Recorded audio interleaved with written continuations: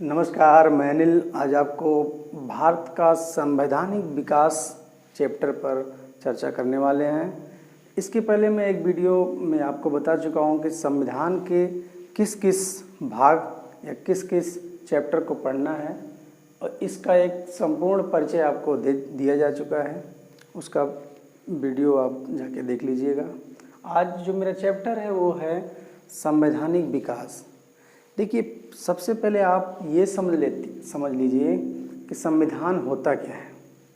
जब आप ये समझ लेंगे तब इसके विकास के चर्चा के बारे में आप समझ पाएंगे।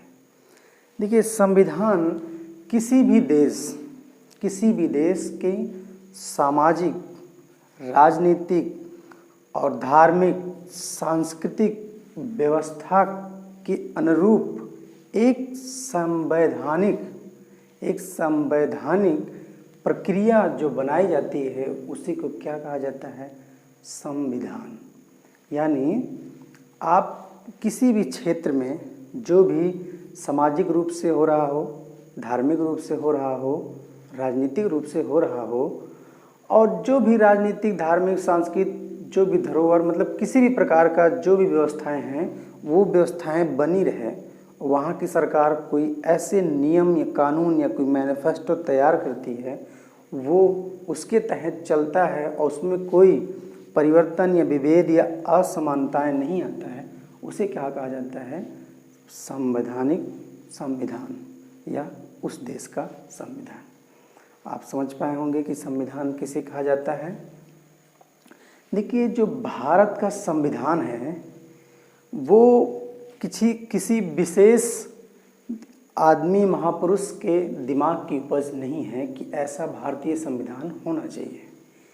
ये अंग्रेज के द्वारा पिछले 200 वर्ष में किए गए शासन के जो संवैधानिक कानून बना के हमारे ऊपर कानून बनाकर करते थे, उन सभी कानूनों का एक उदाहरण है हमारा क्या? संविधान। देखिए, संविधान के विकास में जो सबसे पहले अंग्रेजों ने कानून बनाया था वो 1773 का रेगुलेटिंग एक्ट है। इससे समझने से पहले इसके एक मॉडर्न हिस्ट्री से तहत जो भी जानकारी है आपको पूरा तरीके से आना चाहिए। जब भी आप भारतीय संविधान का बेसिक स्ट्रक्चर कैसे बना, कहाँ से नियम कानून आए हैं, ये जानकारी समझने के लिए आपको मॉडर्न हिस्ट्री की पूरी जानकारी होनी चाहिए। अगर नहीं है तो आप पहले उसको पढ़िए, उसको समझिए, तब आप इस चैप्टर पे आइए। अन्यथा आप इसके आगे प्रस्तावना यानी प्रियम्बल से पढ़ना शुरू करेंगे तो आपको अच्छे से समझ में आएगा, है ना। देखिए, भारत में सबसे पहले अंग्रेज अकबर के शासनकाल के आसपास यानी 1580 या 79 के आसपास आए थे और उस समय से लेकर भारतीय आज़ाद तक, यानी भारत जब आज़ाद हुआ तब तक जो शासन किए हैं, जो भी नियम कानून बनाए हैं, वही नियम कानून हमको पढ़ना है। भारतीय संवैधानिक का विकास, यानी वही नियम कानून जो यहाँ पे मैं लिख रखा हूँ, इसी के तहत इतने साल राज्य किए हैं। अब मोटी मोटा ये थोड़ी सी घटना आप लिंक करके समझ लीजिए, क्योंकि अगर इसके पहले का कहानी अगर बताना होगा तो वो सब इतिहास के चैप्टर में आते हैं। आप जब मॉडर्न हिस्ट्री पढ़ेंगे तो उसमें बखूबी आपको बढ़िया से समझाया जाएगा, है ना। तो हम बात कर रहे थे कि अंग्रेज भारत आए लगभग 1580 के आसपास। उस समय थॉमस स्टीफंस पहले थे जो गोवा पे आए थे, गोवा पे पदार्पण हुआ था। उसी समय से अंग्रेज आना शुरू हो गए थे।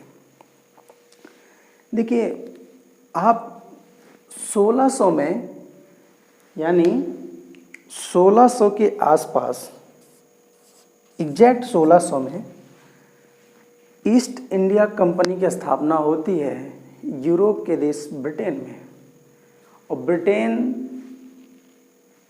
ब्रिटेन में जब ईस्ट इंडिया कंपनी की स्थापना होती है तो उसका काम सिर्फ व्यापार करना रहता है और वो व्यापार यूरोप में करती थी। उस विशेष समय यानी 1600 के समय में इसका व्यापार अमेरिका से भी चलना शुरू हो गया था। लेकिन इसका व्यापार में लगभग मैक्सिमम चाय बागान के व्यापार होते थे। उस व्यापार में इसको नुकसान घाटा भी आना शुरू हो गया। लेकिन 1600 में वहाँ के राजा या संसद के द्वारा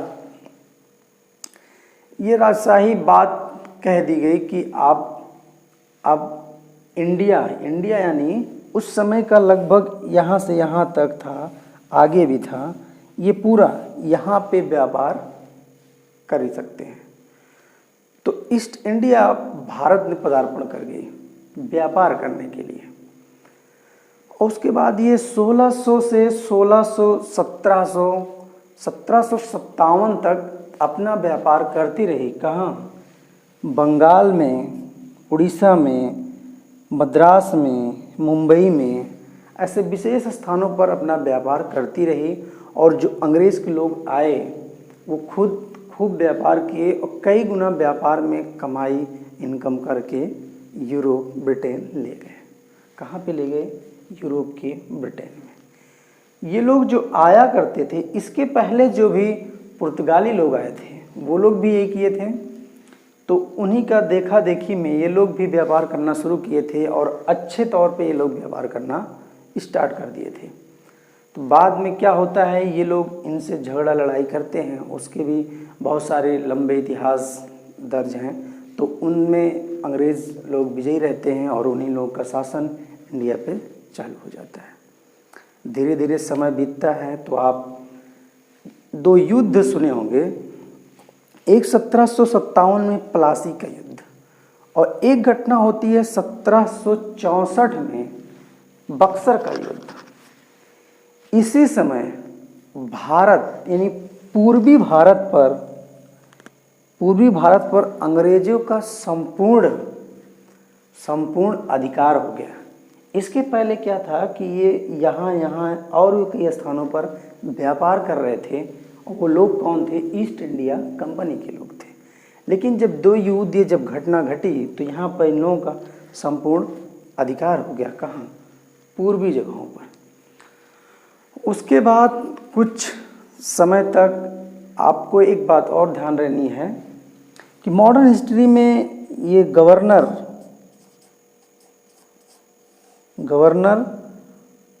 और गवर्नर एक होते ही हैं, इसी में एक और जोड़िए, गवर्नर जनरल।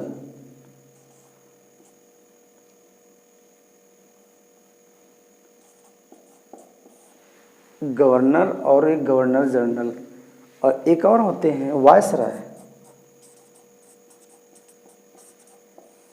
आप इन तीनों के बारे में विशेष जानकारी आपको होनी ही चाहिए, तभी आपको ये संवैधानिक विकास समझ में आएगा, वरना आपको समझ में नहीं आएगा।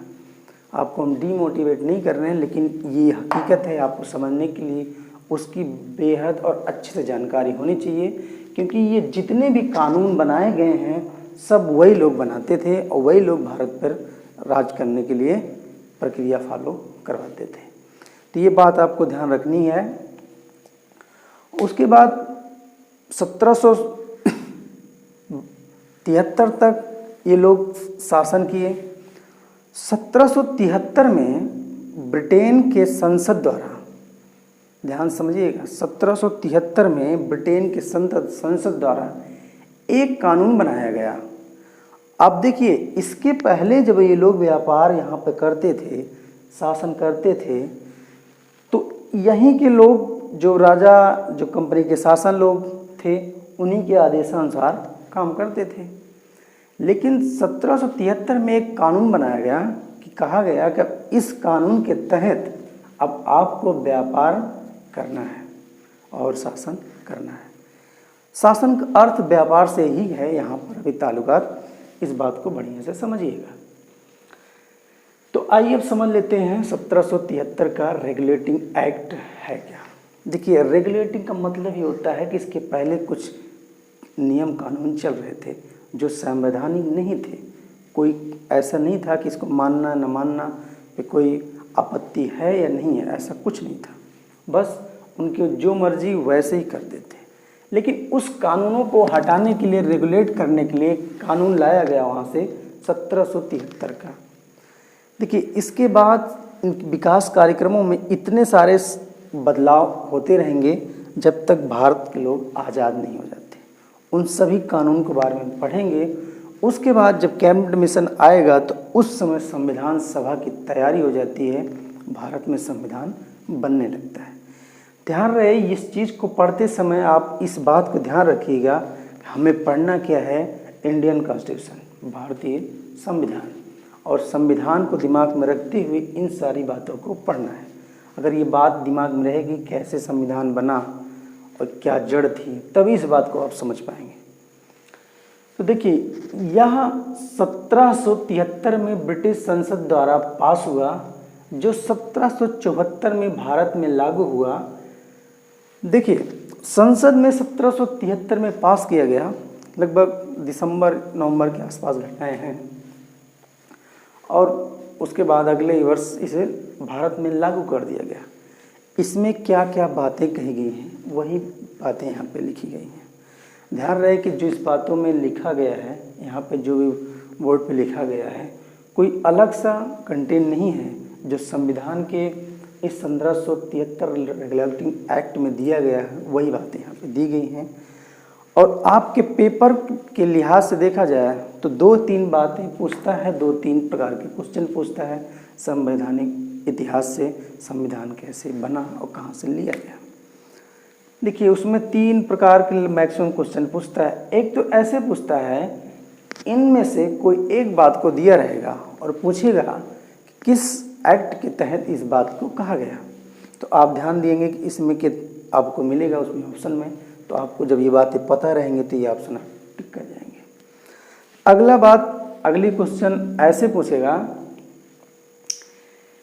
कि इसमें से कोई भी एक दे दिया जाएगा, जैसे दिया है जिसके किसी भी कानून के दूसरे नाम दे दिए गए हैं, दिया जाएगा मॉन्टेगो चेम्सफोर्ड सुधार अधिनियम कब आया। तो उसमें आप ऑप्शन में ऐसे लिखा रहेगा 1919, 1909, 19, 1892, एक तो ये रहेगा। दूसरा एक और आता है कि उसमें आपको ये सारे अधिनियम दिए रहेंगे और उसके लास्ट में इन साल ईयर बारे में आपको दर्ज किया रहेगा, और इस में आपको मिलान करना होगा कि हाँ, ये नियम कानून इस समय आया था। और एक और भी पूछा जाता है कि इसके पहले कौन आया था और इसके बाद कौन आया था। ये असेंडिंग और डिसेंडिंग ऑर्डर में रखने के लिए भी ऑप्शन आता है। अब 3-4 प्रकार के सवाल पूछे जाते हैं। आप जब इसको अच्छे से पढ़ लेंगे तो आपको अच्छे से वो समझ आ जाएगा। देखिए, ऊपर एक पीक पॉइंट में मैं लिखा हूँ, इस बात को भी आप थोड़ा समझ लीजिए, क्योंकि जो हमारा जीके होगा वो इन्हीं के इतिहास के बीच से ही गुजरेगा। अब देखिए, जब भी आप किसी डेट लाइन को दर्ज करना होगा तो आप इस बात को आपके दिमाग में चलना चाहिए कि है क्या। जैसे हमने यहाँ पे बोला 1773 का रेगुलेटिंग एक्ट, ध्यान होना चाहिए कि 2021 के पहले 1773 लगभग 200 बरस प्लस में आया होगा, है ना। तो इसका मतलब अब यहाँ की घटना जो होगी 200 बरस पहले की होगी, आपके दिमाग में चलना चाहिए। और ये घटना कहाँ से स्टार्ट हो रही है, यूरोप के ब्रिटेन से और हमारे इंडिया से ताल्लुकात होके। पहली बात मैं आपको समझाई दिया कि 1773 में एक्ट बना और 1774 में भारत में लागू हुआ। अब इनमें कितनी बातें हैं, उस बात को बढ़िया से समझिएगा ताकि आपको पेपर में अच्छे से आसानी से समझ में आ जाए। देखिए, दूसरी बात यहाँ पे लिखा गया है, कंपनी के प्रशासनिक और राजनीतिक कार्यों को मान्यता मिली। इसका मतलब अभी हम समझाएं कि इसके पहले मनमाने ढंग से ही काम होते थे, लेकिन अब इस कानून के तहत आपको प्रशासनिक और राजनीतिक कार्यों को मान्यता मिली। किसके तहत? 1773 रेगुलेटिंग एक्ट के तहत। अगली बात इसमें लिखा गया है कि इस एक्ट से भारत में केंद्रीय प्रशासन की नींव पड़ी। देखिए, बात तो बड़ी छोटी लिखी गई है, लेकिन इसका बहुत बड़ा अर्थ है। अर्थ यही है कि देखिए, इसके पहले भारत में कोई यहाँ पे शासन कर रहा है, कोई राजा यहाँ पे शासन कर रहा है, कोई राजा यहाँ पे शासन कर रहा है, अंग्रेज यहाँ शासन कर रहे हैं, यहाँ पे देखिए अंग्रेज शासन कर रहे हैं, यहाँ पे अंग्रेज शासन कर रहे हैं, बीच बीच में ऐसे हो रहा था। लेकिन इसके कानून के आने के बाद भारत में केंद्रीय प्रशासन की नींव पड़ी, वो कौन सा केंद्रीय प्रशासन था, आगे हम समझ लेते हैं। इस एक्ट से बंगाल के गवर्नर को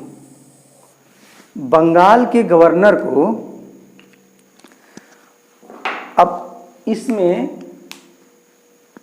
बंगाल का गवर्नर जनरल पद दे दिया गया। ये छोटी बात नहीं है, इसको आप थोड़े से समझ लीजिए। देखिए, बंगाल का गवर्नर का मतलब क्या है। अगर जब बंगाल का गवर्नर है तो बिहार, उड़ीसा, मद्रास, मुंबई, यहाँ के भी गवर्नर हैं उसके साथ। यानी यहाँ के भी स्वतंत्र गवर्नर हैं, यहाँ के भी स्वतंत्र गवर्नर हैं, उड़ीसा के भी स्वतंत्र गवर्नर हैं और बंगाल के भी स्वतंत्र गवर्नर हैं। लेकिन कह रहा है कि बंगाल के गवर्नर को बंगाल का गवर्नर जनरल पद दिया गया। आगे बात समझ लीजिए, तब बढ़िया समझ में आएगा। तथा इसकी सहायता के लिए 4 सदस्यीय परिषद का गठन किया गया।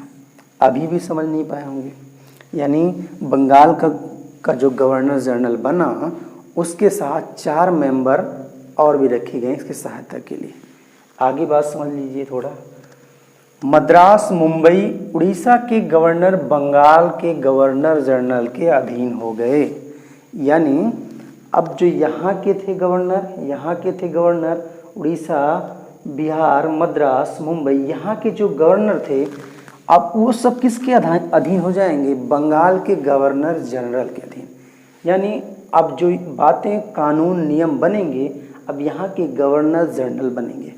अब यहाँ पे एक आधिकारिक तौर पे एक अधिकारी ये लोग रखते हैं, बस गवर्नर का पद खत्म कर देते हैं।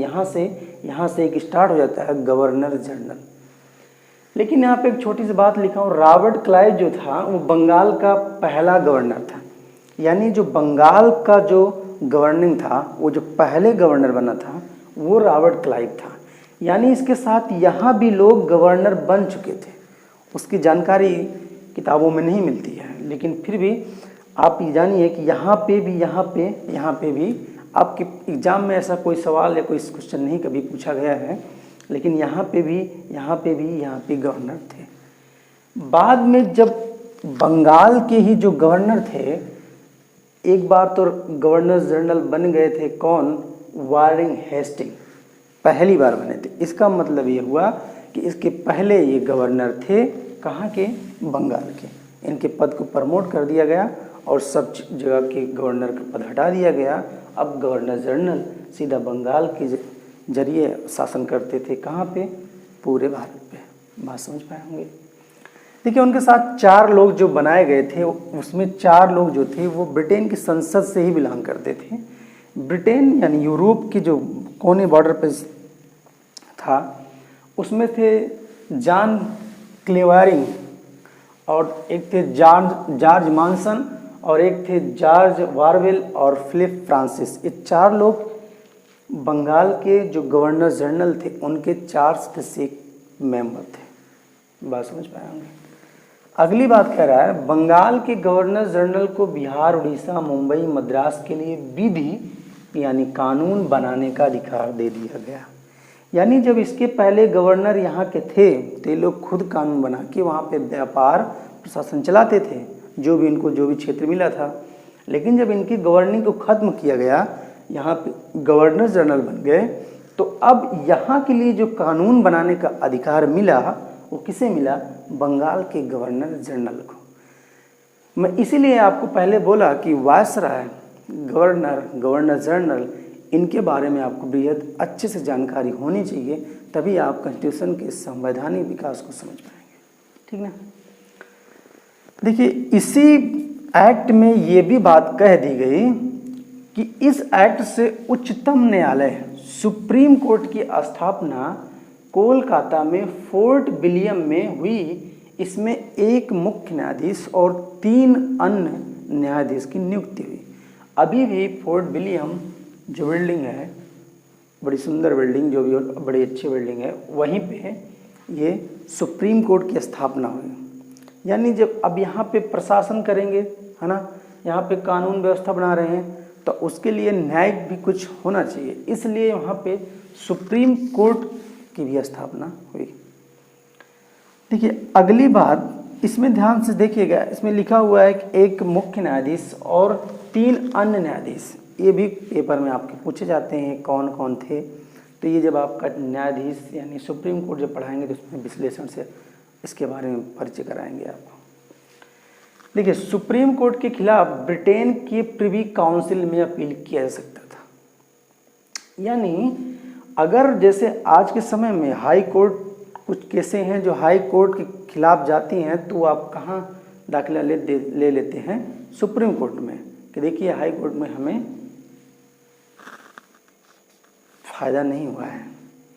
उसके बाद अगली बात आती है, इस अधिनियम से कोर्ट ऑफ डायरेक्टर, ध्यान दीजिएगा ये बहुत इंपॉर्टेंट बात है, क्योंकि अगला जो एक्ट आएगा उसमें इस बात को समझना बेहद मुश्किल होगा आपको। देखिए, इस अधिनियम से कोर्ट ऑफ डायरेक्टर यानी कंपनी की जो गवर्निंग बॉडी थी, अब देखिए कंपनी की गवर्निंग बॉडी यूरोप में थी, यूरोप के ब्रिटेन शहर में, ब्रिटेन देश में।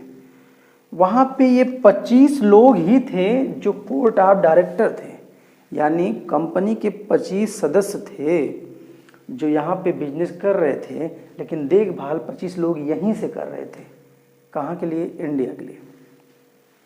तो वही कह रहा है, कोर्ट ऑफ डायरेक्टर के माध्यम से कंपनी पर नियंत्रण सशक्त हो गया तथा सभी जानकारी ब्रिटिश सरकार को देना आवश्यक हो गया। देखिए, इसके पहले जब ये लोग व्यापार कर रहे तो अपने मनमाने से कर रहे थे, है ना, जितना फायदा हुआ दिए नहीं दिए वो इन लोगों को भी डिपेंड करता था। लेकिन अब क्या हो गया कि देखिए, अब आप ये जो 25 सदस्यीय लोग बना दिए गए हैं इस एक्ट से, कि देखिए आप सिर्फ एक इनके क्रियाकलापों की जानकारी किसको देंगे? ब्रिटेन की संसद को बताएंगे। ठीक है, ये बात समझ पाए होंगे।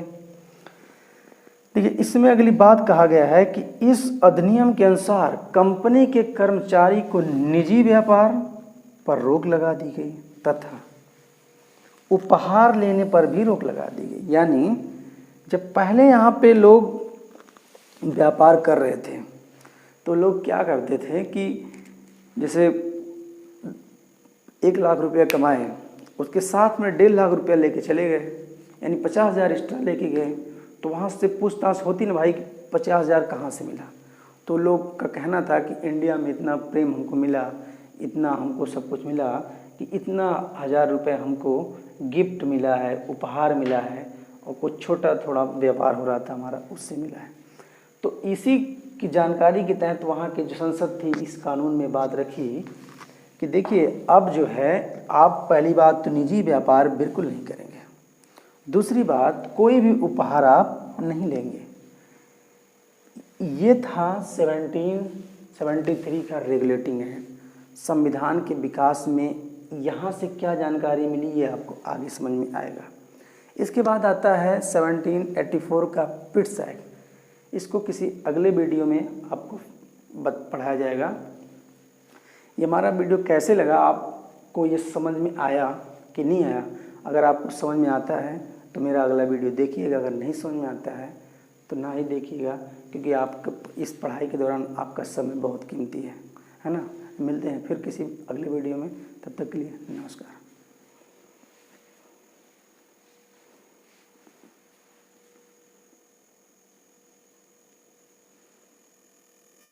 पहले की वीडियो आप जरूर देखें, ठीक ना। और ये जितनी बातें इस पर लिखी हुई हैं आपको हर जगह मिलेंगी, और ऐसा भी नहीं है कि जो हम पढ़ा रहे हैं वो कंटेंट कोई कहीं और नहीं मिलेगा। देखिए संविधान तो एक ही है, ठीक ना। कोई आपसे कहे कि मैं ऐसा कंटेंट पढ़ा दूंगा कि तो आपको कहीं नहीं मिलेगा, तो वो झूठ बोल रहा है और गलत बोल रहा है, ठीक ना। आप यहाँ पे जो बातें लिखी हुई गई हैं, हम भी वही संविधान जो पढ़ी हुई है, हमें जितनी जानकारी है, बस प्रयास यही रहेगा कि जितना हम पढ़ाएंगे वो आपको और अच्छे से पढ़ाएंगे, है ना। आप यहाँ से लेके और यहाँ तक में संविधान पूर्णतः खत्म हो जाएगा। हम अपनी बातों से आपको सिद्ध कर पाएंगे कि ये जितनी भी घटनाएं हैं वो संविधान के अंदर ही घटित हुई है। ये मेरा वीडियो कैसे लगा आप कमेंट बॉक्स में ज़रूर बताइएगा। तब तक अगले वीडियो में हम जब शुरू करेंगे तो ये संविधान से बने हुए पहले के जो पार्ट हैं 1773 चार्टर एक्ट और उससे मिली जुली बातों से स्टार्ट करेंगे। आप मेरा अगला वीडियो देख सकते हैं। आज के लिए इतना ही। धन्यवाद।